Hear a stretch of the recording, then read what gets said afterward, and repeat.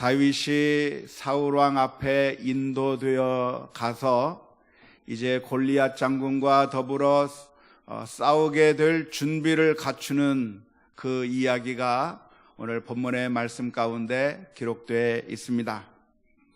다윗이 골리앗과 더불어 싸우겠다고 이야기를 했을 때 그 다윗의 그 계획, 그 다윗의 마음을 비웃고 비아냥거리고 꾸중하고 그렇게 꾸짖었던 한 사람이 있었다고 지난번에 살펴봤는데요. 그게 누구죠?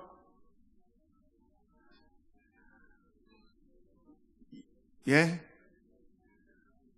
세상에 이럴 수가.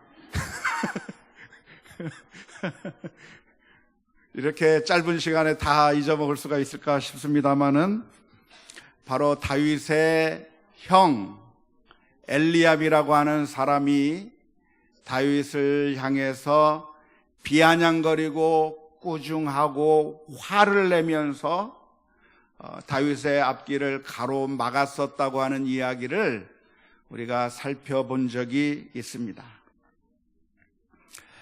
참 안타까운 일이죠.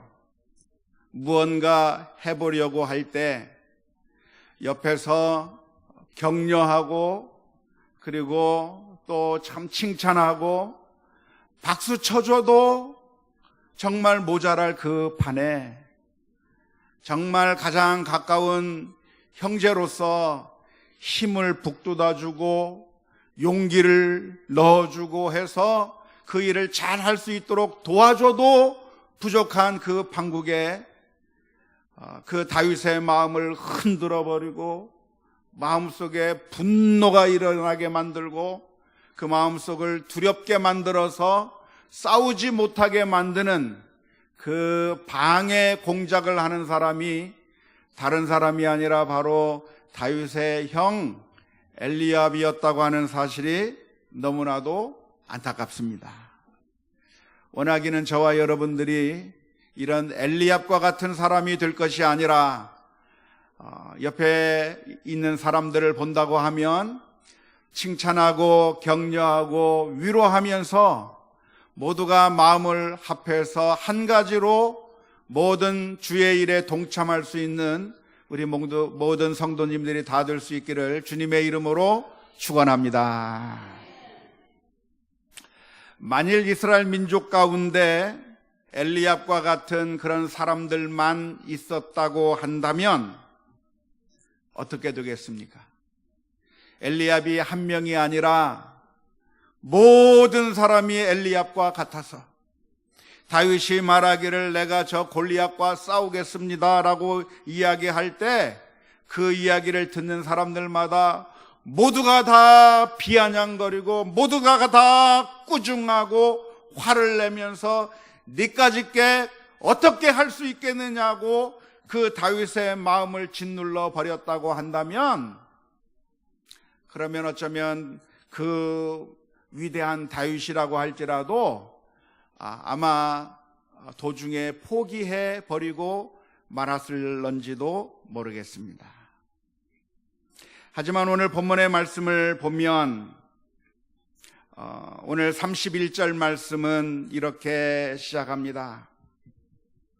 어떤 사람이 다윗의 한 말을 듣고 그것을 사울에게 전하였으므로 사울이 다윗을 부른지라. 여기 한 사람이 등장합니다. 어떤 한 사람이 등장하는데 그 사람이 누굴까요? 그 사람의 이름이 누굴까요? 이름이 기록되어 있지 않습니다.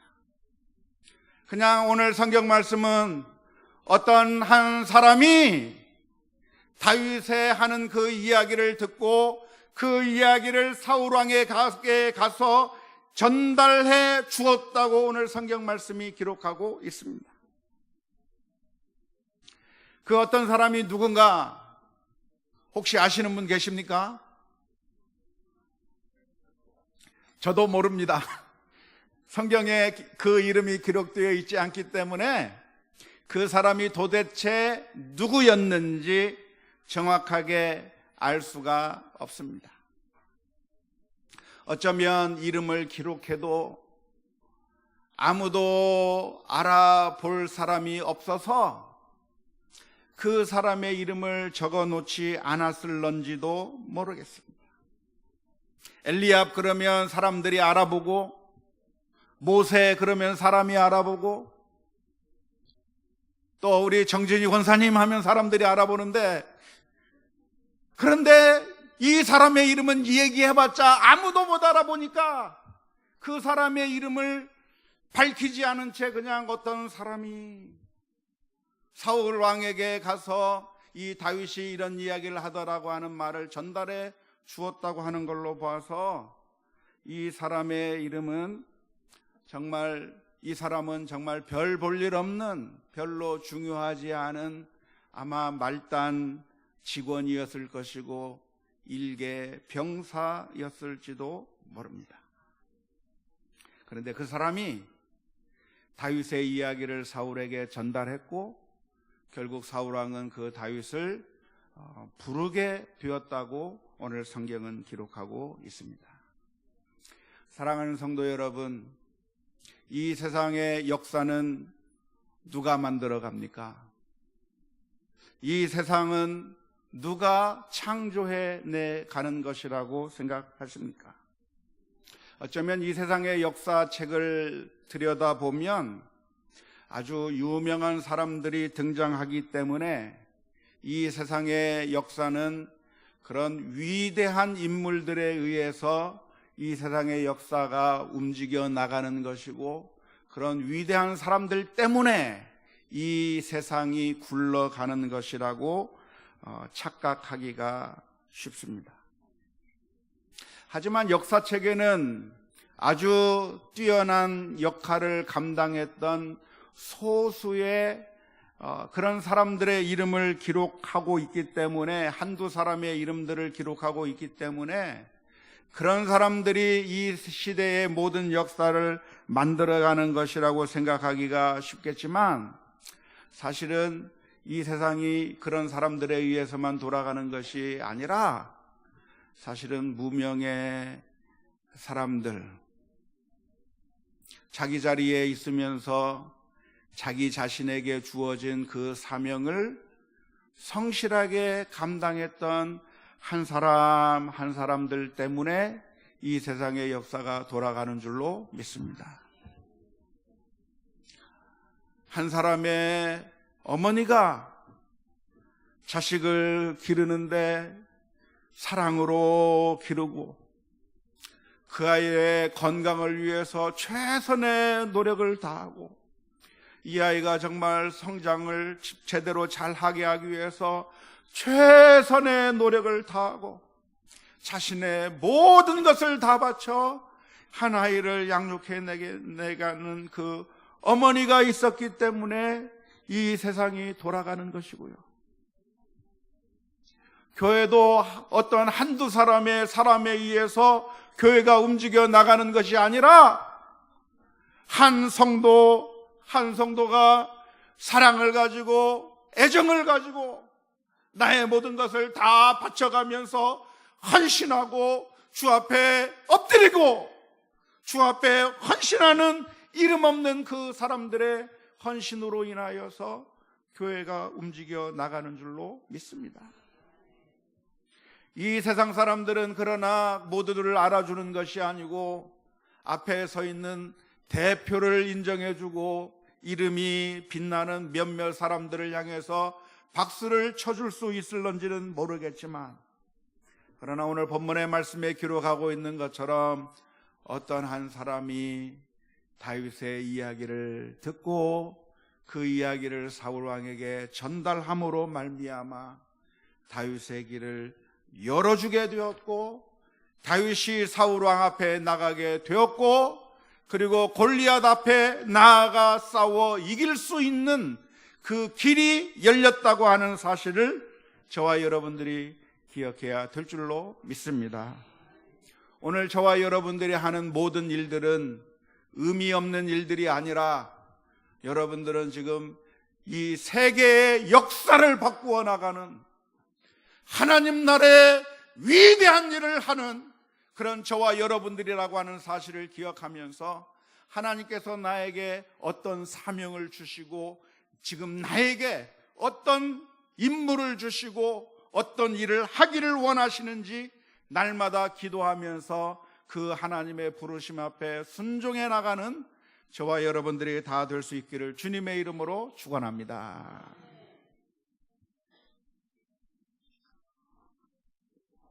하나님께서는 이스라엘의 두 번째 왕을 선택하실 때 사무엘을 이새의 집에 보내어서 그 이새의 아들들 가운데서 두 번째 왕을 선택하라고 말씀하신 적이 있었는데요, 그 하나님께서 정말 멋있어 보였던 그 엘리압을 선택하지 않으신 그 이유에 대해서 우리들은 잘 이해를 하지 못했었습니다. 엘리압이라고 하는 사람은 어떤 사람이었는가? 사무엘이 볼 때 정말 멋있는 사람이었고 키가 훤칠하고 얼굴 모습을 보고 그 용모를 보니까 정말 믿음이 갈 만한 그런 사람이었다고 하는 사실을 보고 사무엘 선지자의 눈에 한눈에 반할 정도로 그렇게 아주 뛰어난 멋있는 월등한 인물이 바로 엘리압이었는데, 그 하나님께서 그 엘리압을 선택하지 아니하시면서 하시는 말씀이, 사람은 외모를 보지만 하나님을 중심을 보신다고 했는데 도대체 그 중심이 무엇이었는가 우리가 잘 알지를 못했습니다. 하지만 오늘 사무엘상 17장의 말씀을 읽다 보면 엘리압의 그 속마음이 하나님 앞에 합당하지 못하다고 하는 그 사실을 우리가 발견하게 됩니다. 누군가 용기를 내어 골리앗과 싸우려고 한다면 그 모습을 보면서 정말 잘한다고 격려해주고 박수 쳐주고 그리고 인정해주고 내가 도와줄 일이 무엇인가를 생각하는 것이 아니라, 내 옆에서 잘 나가는 사람이 있으면, 내 옆에서 무엇인가 열정을 내는 사람이 있으면 그 사람 옆에서 비아냥거리며 딴지를 걸고 그리고 자기도 하지 아니하면서 다른 사람들도 그 용기를 잃어버려서 하지 못하게 만드는 그런 안타까운 인생이 바로 엘리압이었다고 하는 사실을 생각해 볼 때 하나님께서 왜 엘리압을 사용하지 아니하셨는가 이해할 수 있을 줄로 믿습니다. 사랑하는 성도 여러분, 오늘 저와 여러분들은 사람들이 우리를 인정해 주지 않는다고 하는 그 사실 때문에 실망하거나 좌절하지 않았으면 좋겠습니다. 어쩌면 이 세상 사람들은 외모를 판단하기 때문에 뛰어난 외모를 가지고 있고 학식을 가지고 있고 그리고 수많은 물질을 가지고 있으면 그런 사람 앞에서 머리를 조아리고 그런 사람들을 칭찬하고 박수 쳐줄런지 모르겠지만, 그러나 하나님께서는 그런 사람들을 통해서가 아니라 이름이 없는 한 무명의 사람, 어떤 한 사람이 그 사람을 통해서 하나님께서는 다윗의 길을 인도하시고 하나님의 뜻을 이루어 나가셨다고 하는 사실을 기억하면서 오늘 저와 여러분을 또 우리들의 삶의 자리에서 하나님께서 내게 주신 사명이 무엇인지 묵묵하게 하나님만 바라보며 믿음으로 살아가는 우리 모두가 다 될 수 있기를 주님의 이름으로 축원합니다. 다윗은 사울왕 앞에 가서 골리앗과 싸우겠다고 이야기를 했습니다. 그러한 모습을 보게 될 때 사울이 정말 기가 찰 노릇이었을 거라고 생각을 합니다. 그냥 누군가 와서 말하기를 어떤 한 이스라엘 민족의 한 사람이, 한 청년이 골리앗 장군과 싸우려고 자원했다고 하는 이야기를 듣게 되었을 때 사울 왕의 마음 가운데는 그래, 이제 드디어 골리앗과 맞설 수 있는 우리 민족 가운데서도 어떤 대단한, 그래도 덩치가 있는 그런 큼지막한 한 장수가 나올 것을 고대하면서 그 사람이 누군가 한번 보자 그렇게 하면서 얘기했을 텐데, 정작 자신의 눈앞에 나타난 다윗의 모습은 초라하기 그지없는 모습으로 나타났을 때 사울의 마음 가운데 실망이 여간 크지 않았을 거라고 생각을 합니다. 골리앗의 키 반절 정도만 돼도 좋겠는데, 정말 키도 작은, 얼굴에 이마에 피가 아직 마르지 아니한 그 조그마한 다윗이 서서 꼬마와 같은 한 아이가 내 눈앞에 서서 하는 말이, 제가 가서 다 골리앗과 싸우겠습니다라고 이야기했을 때 사울 왕은 정말 한숨만 나올 수밖에 없었을 것이라고 생각을 합니다. 그래서 사무엘상 17장 33절의 말씀을 보면 이렇게 기록하고 있습니다. 사울이 다윗에게 이르되 내가 가서 저 블레셋 사람과 싸울 수 없으리니 너는 소년이요 그는 어려서부터 용사이니라. 너는 소년이라. 더 생생하게 느껴질 우리나라 말로 바꾼다면 너는 꼬마요, 너는 꼬맹이요. 저 골리앗은 장수인데 어떻게 네가 그 골리앗과 싸울 수 있겠느냐라고 다윗에게 이야기를 하는데, 그 순간에 다윗은 담대하게 이야기를 합니다. 제가 싸워서 이길 수 있습니다. 골리앗과 제가 싸울 수 있는 그 이유를 대는데 두 가지 근거를 대고서 이야기를 합니다. 첫 번째 근거, 과거의 경험을 보았을 때 충분히 싸워 이길 수 있다고 이야기를 했습니다. 예전에 사자나 곰을 만난다고 한다면 그 사자와 곰의 공격에서 자신의 양을 지켜낸 적이 있었다고 이야기를 합니다. 이건 아주 대단한 것이죠. 곰과 싸워서 이길 수 있는 사람 있나요? 아마 거의 불가능할 거라고 생각이 들고, 사자와 더불어 싸워 이기는 사람이 아마 없을 것이라고 생각하는데, 다윗이 이야기를 합니다. 제가 예전에 사자와 싸워 이겼습니다. 곰과 싸워 이겼다고 이야기를 하는 겁니다. 까짓것 골리앗 정도 문제없다고 이야기를 하고 있을 뿐만 아니라 두 번째 근거를 대는데 뭐라고 이야기합니까? 그런데 제가 그렇게 곰과 사자와 싸워 이긴 것은 제 힘으로 싸운 것이 아니라 하나님께로부터 그 승리가 왔다고 고백을 합니다. 하나님께서 나를 사자의 발톱과 곰의 발톱에서 건져냈으니 저 할례받지 못한 블레셋 사람의 손에서도 저를 구원해 주실 것이라고 과거의 경험을 들어서 다윗이 이야기를 했습니다. 오늘 저희들도 과거로부터 배울 수 있으면 좋겠다고 생각을 하는데요. 우리의 담대함의 근거는 어디에서 나오는가? 그것은 과거에 이스라엘 민족을 도우셨던 그 하나님을 바라볼 때 오늘 저와 여러분들도 담대하게 승리할 수 있을 줄로 믿습니다. 하나님은 어떤 하나님이셨습니까? 10가지 재앙으로 애굽에서부터 이스라엘 민족을 건져내신 하나님, 홍해 바다를 가르신 하나님이시고 여리고성을 무너뜨리신 그 하나님, 그 과거에 역사하셨던 그 하나님이 어제나 오늘이나 영원토록 변함이 없으시다고 한다면, 그렇다면 오늘 저와 여러분들이 그 어떠한 골리앗과 같은 상황을 만난다고 할지라도 담대하게 승리할 수 있을 것이라고 고백하는 믿음의 고백이 나와야 될 줄로 믿습니다. 안타까운 것은 수많은 사람들이 하나님의 은혜를 경험하고 체험했으면서도 조그만 어려운 일을 만나게 되면 또 두려워하고 또 걱정하면서 주눅들 때가 얼마나 많은지 모릅니다.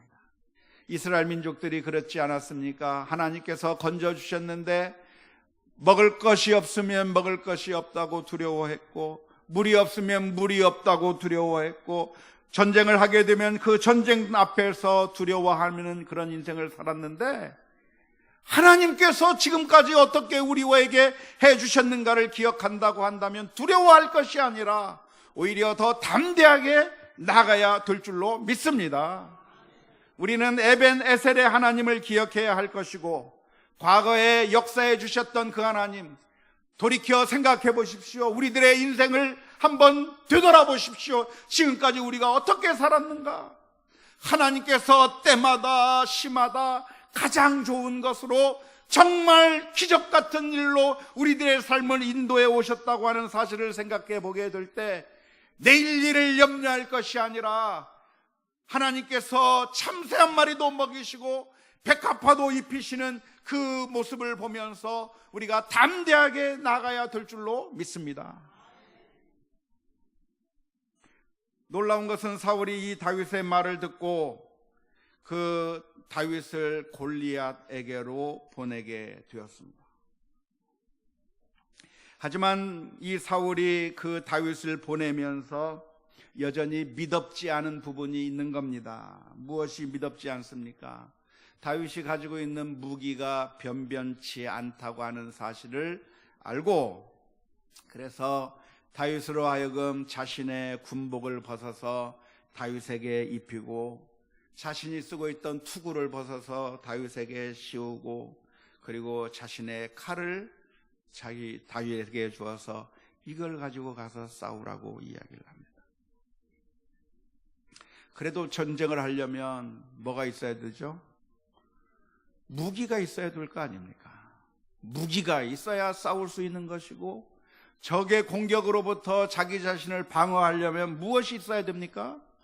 갑옷이 있어야 되고 투구가 있어야 자기 자신을 방어할 수 있는 것 아닙니까? 그래서 사울은 이 다윗을 보내면서 자신의 투구를 벗어서 다윗에게 씌우고, 자신의 갑옷을 벗어서 다윗에게 입히고, 자신이 가지고 있던 칼을 다윗에게 주면서 이걸 입고 가서 골리앗과 싸우라고 이야기를 합니다. 당시 이스라엘 민족 가운데는 아직 철기 문화가 들어오지 않았기 때문에 칼도 변변치 않던 그런 시기였기 때문에 이 무기가 별로 없었는데, 사울 왕의 그 무기를 다 주면서 그것을 가지고 싸우라고 이야기를 하는데, 다윗이 입는데 안 맞는 거예요. 왜 안 맞았을까요? 사울은 키가 그 머리 하나 정도 더 있을 정도의 그렇게 건장한 그 등치의 사람이 바로 사울 왕이었다고 한다면, 다윗은 누구예요? 꼬맹이요, 꼬맹이. 키가 작은 아직 미성숙한 그런 어린아이의 모습을 하고 있는 그 다윗이 그 사울 왕의 갑옷을 입으면 맞는 것이 아니라, 이게 완전히 그걸 입으면 더 움직이기 어려운 그런 상태가 되어서 결국 그 거추장스러운 갑옷을 벗어놓고 맨몸으로 골리앗과 싸우러 나가게 됐습니다. 오늘 저와 여러분들이 기억해야 될 것이 있다고 한다면, 전쟁을 하러 갈 때 갑옷과 투구와 칼이 항상 필요한 것은 아니라고 하는 사실에 주목해 봤으면 좋겠습니다. 사실 이 사울이 다윗에게 주었던 갑옷과 투구와 칼이 무엇인 줄 아십니까? 그것이야말로 지금 사울이 벗어서 준 그 모든 군장류야말로 역사가 있는 갑옷이에요.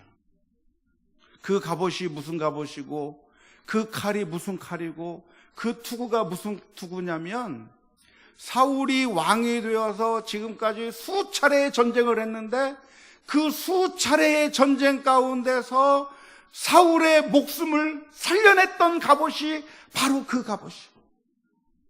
블레셋 사람들이 쏜 화살로부터 그 사울왕을 지켜줬던 투구가 바로 그 투구예요.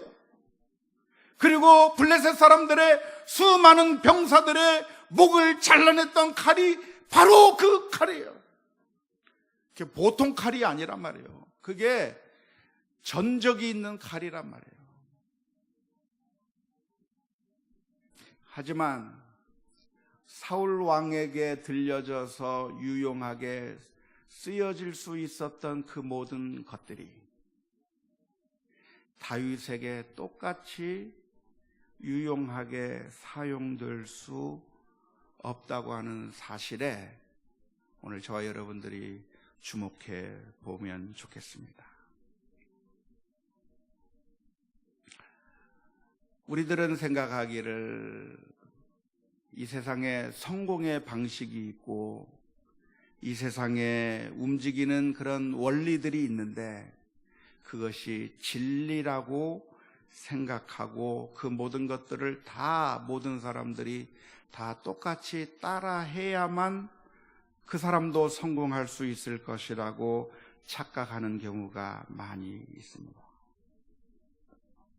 하지만 하나님께서는 사람들을 다 다르게 창조하셔서 사울을 창조하신 것이 다르고 다윗을 창조하신 것이 다릅니다.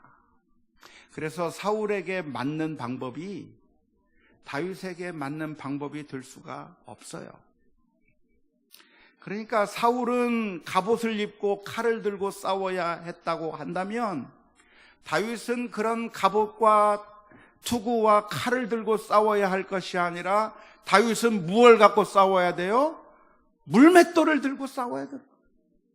사람마다 다 특징이 다르고 주어진 은사가 다르고 모든 것이 다 다르기 때문에 그래서 어떤 사람에게 적용이 되었던 성공의 법칙이 다른 사람들에게는 결코 적용되지 않는다고 하는 이 간단한 원리를 우리들이 기억할 수 있으면 좋겠습니다. 조금 전에 우리가 과거의 경험으로부터 배워야 된다고 말씀을 드렸는데요. 과거에 도우셨던 그 하나님을 생각하면서 그 과거로부터 배워서 그러니까 미래에도 내가 두려워하지 말고 담대하게 싸워 이기는 그런 과거로부터 배울 수 있는 것이 믿음이라고 이야기를 했는데 또 한 가지 더 과거에 대해서 말씀을 드리자고 한다면 그런 과거가 우리의 우상이 되어서도 안 됩니다. 종종 수많은 사람들이 과거를 우상처럼 생각하는 경우가 있습니다. 사울이 그랬듯이 과거에 내가 이 칼과 이 갑옷과 투구를 쓰고 전쟁에서 승리했으니까 이걸 가지고 나가서 싸우면 된다라고 생각하는 것은 그것은 바로 그 갑옷을 과거를 우상으로 생각하는 것과 마찬가지입니다. 예수님께서 말씀하십니다. 새 술은 새 부대에 담아야 된다고 말씀하십니다. 여러분, 한국 교회가 어떻게 하면 부흥할 수 있을까요? 어떻게 하면 이 힘든 이 시기에 한국 교회의 부흥이 가능하게 될 것인가요? 수많은 어른들이 생각을 합니다. 과거에는 이런 일도 했었고 저런 일도 했었고 이래서 복음이 전파가 되었고 저렇게 해서 복음이 전파 잘 되었으니까 예전에 했던 바로 그 방법을 지금도 또 쓰면 부흥할 것이라고 그렇게 생각하는 경우가 많이 있어요. 그런데 큰 착각입니다.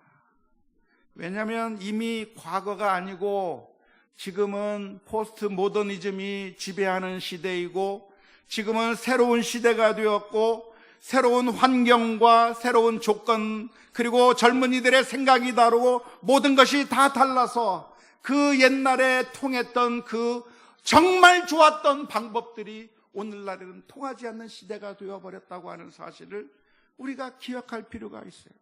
그런데 안타까운 것은 수많은 사람들이 과거를 통해서 배우는 것이 아니라 과거가 우상이 되어서 과거가 과거를 절대화시켜서 그 방법만을 복습하고 또 그대로 따라하다가 망하게 되는 경우가 얼마나 많이 있는지 모릅니다. 성도 여러분, 망하는 교회는 어떤 교회가 망하는 교회인 줄 아십니까? 역사로부터 배우는 교회는 아주 좋은 교회입니다. 역사로부터 배울 수 있는 교회는 그건 잘 되는 교회라고 말할 수 있습니다. 그런데 역사 자체가 자존심이 되고 역사 자체가 우상이 되어버린 교회는 망하게 되어 있는 교회예요. 안타깝게도 우리 한국 사람들은 과거의 그 찬란했던 문화, 과거의 역사가 우상이 되어버린 경우가 너무나도 많습니다. 그런데 과거가 우상이 되고 과거가 판단 기준이 되고 절대화되는 그 교회는 결국 망해져 갈 수밖에 없다고 하는 사실을 기억해야 될 줄로 믿습니다. 요즘 우리 한국교회가 쇠퇴를 겪는 이유가 무엇이냐면 지금 새로운 세대들이 많이 나왔는데 여전히 교회는 구세대가 새로운 세대의 문화를 용납하지 못하고 옛날 것을 가지고 옹고집을 부리면서 젊은 사람들에게 맞지 않는 그 갑옷을 입히고 이 갑옷을 입지 아니하면 그건 신앙인이 아니라고 비난하고 이 칼을 차지하면 너는 군인이 아니라고 이야기하면서 그것을 강요해서 그 갑옷이 몸에 맞지 않아서 불편한 사람들이 교회당을 떠나버리고 있다고 하는 것이 오늘날의 문제라고 말할 수가 있어요. 그래서 우리는 무엇을 구분해야 되냐면 변하지 말아야 할 것과 변해도 되는 것을 구분할 줄 알아요. 신앙생활 하는 데 있어서 우리가 질문을 던져야 합니다. 과연 이것은 변해도 되는 것인가? 변하지 않아야 되는 것인가? 라고 질문을 던져야 되는데 대부분의 모든 크리스찬들이, 근데 한국뿐만이 아니라 미국도 마찬가지고 전 세계가 다 마찬가지인데요. 변해야 될 것, 변해도 괜찮은 것과 변하지 말아야 될 것을 서로 혼동해버려서 변해도 괜찮은 것인데도 불구하고 변하지 말아야 된다고 고집하다가 망해버리는 경우가 얼마나 많은지 몰라요. 그래서 우리 항상 질문을 던져봐야 돼요.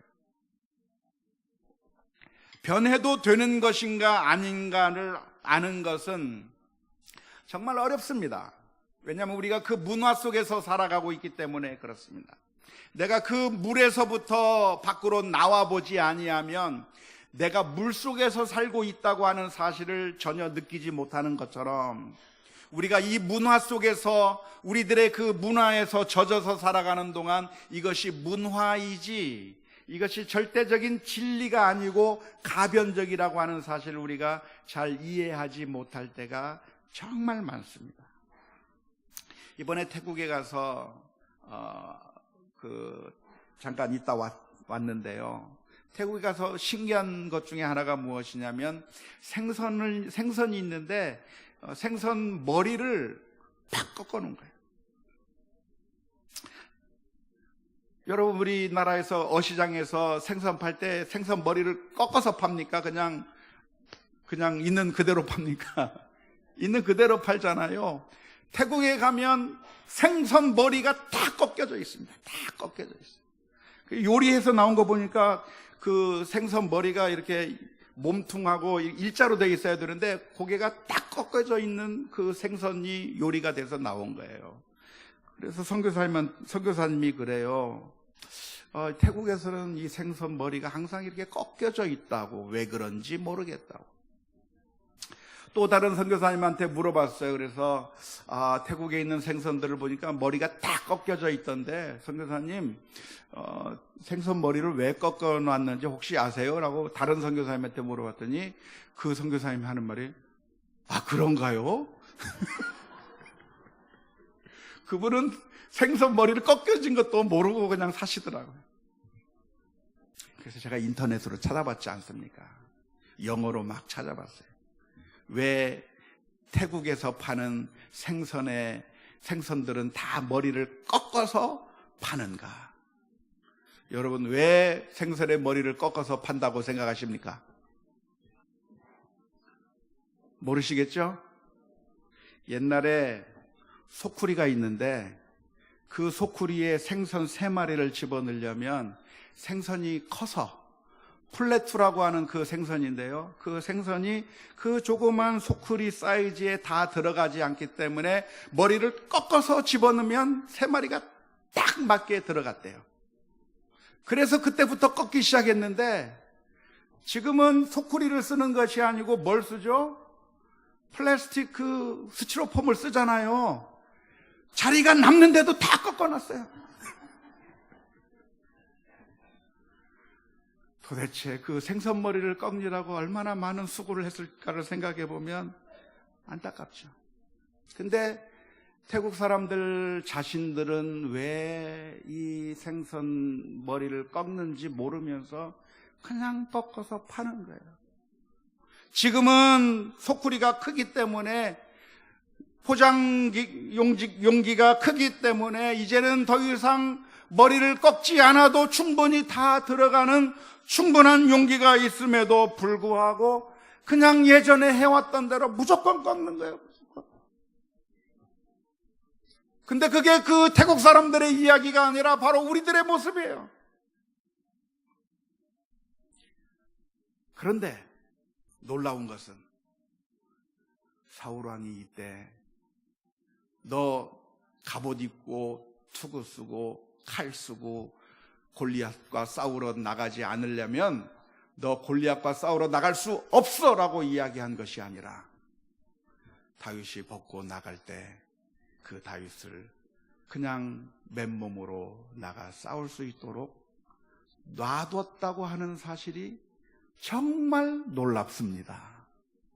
저는 성경을 읽으면서 사울 왕의 일생에 있어서 가장 잘한 일이 무엇이었을까?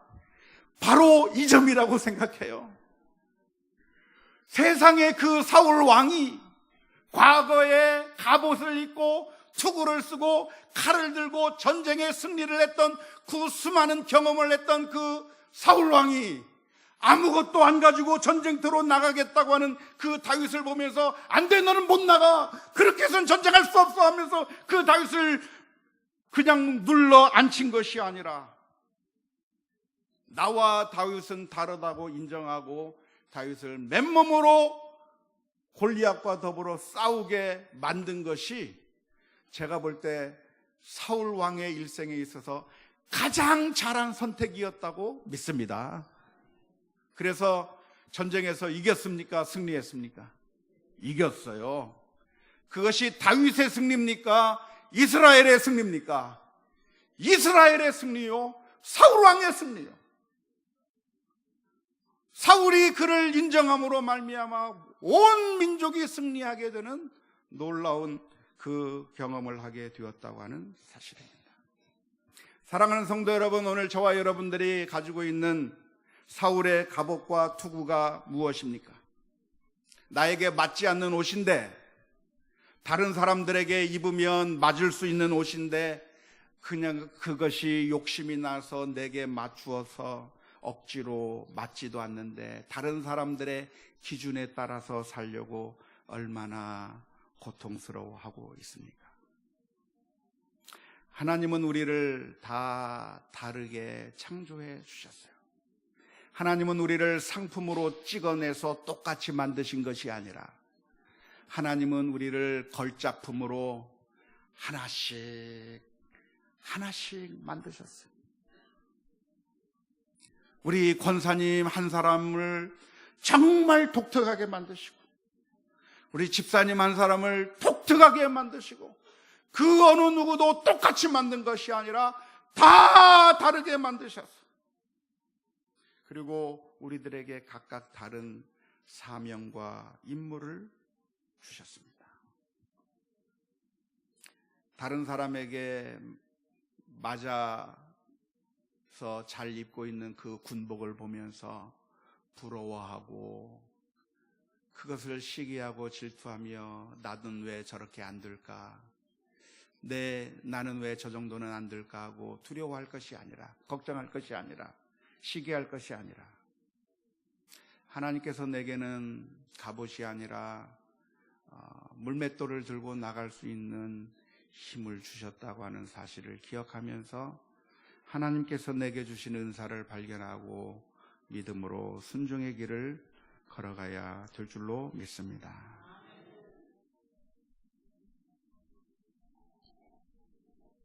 물매를 들고 나가는 다윗의 모습에서 우리는 예수님의 모습을 보게 됩니다. 사람들은 예수님이 나타났을 때 예수님을 임금으로 삼기를 원했고, 오병이어의 기적을 맛본 다음에 그들은 무장봉기하면서 우리는 예수님을 왕으로 모실 수 있으니 우리가 예수님께서 명령하시기만 하면 우리가 반역을 일으키고 헤롯의 군대를 무찌르고 로마군과 저항해서 독립을 쟁취해서 왕이 되신다면 우리가 충분히 따르겠다고 그렇게 준비하고 대기되어 있던 그 사람들에게 그들의 방식에 따라서 왕이 되기보다는 그 모든 것을 다 내버리시고 그 모든 칼과 갑옷과 투구를 다 버리시고 마치 물매를 들고 골리앗을 향해 달려갔던 다윗처럼 예수님께서는 빈손으로 십자가 앞으로 나아가셨습니다. 그리고 거기서 꼼짝없이 죽는 것 같았지만 결국 그 십자가 위에서 죽으셨으나 3일 만에 부활하심으로 골리앗과 같은 저 사탄의 권세를 물리치시고 결국 우리를 죄악의 포로에서 구원해내신 예수 그리스도의 은혜를 저와 여러분들이 받았습니다. 사랑하는 성도 여러분, 오늘 우리들의 소망이 있다고 한다면 예수 그리스도밖에는 우리에게 소망이 없다고 하는 사실을 기억하면서 늘 주님을 의지하고 나아가는 가운데 주께서 주시는 놀라운 은혜와 축복을 받아 누리는 저와 여러분들이 다 될 수 있기를 주님의 이름으로 축원합니다. 우리 함께 같이 찬양했으면 좋겠습니다. 91장